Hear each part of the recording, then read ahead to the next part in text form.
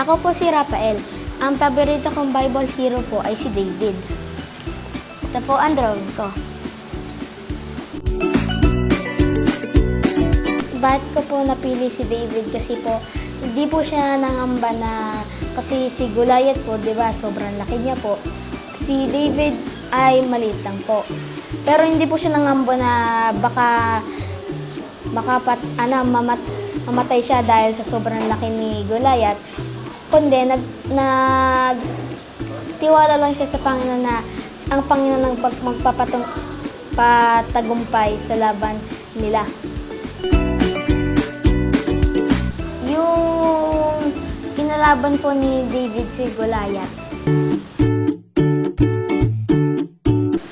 Ang natutunan ko po ay na laging magtiwala sa Panginoon at kapag may mga problema, lagi po tayo magtiwala at mag-pray na kasi ang Panginoon lang po ang magpapanalo at ang sasagot sa mga problema po natin. Kasi po si Goliath po yung picture ng mundo na puro kasalanan. At si David po, tinalo niya po si Goliath para si David po, si Jesus, na nung pinako po siya sa krus, dala-dala niya yung krus na sobrang bigat. Kasi yung krus na yun po yung ating kasalanan.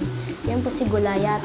Nung namatay at nabuhay po siya, yun yung victory natin sa kasalanan. Kaya po, kaya tayo, kapag namatay po tayo at nanampalataya sa Panginoon, magkakaroon po tayo ng buhay na walang hanggan sa langit. Yun po yung victory natin. Ikaw, sino ang favorite Bible hero mo at bakit? Salamat sa panonood!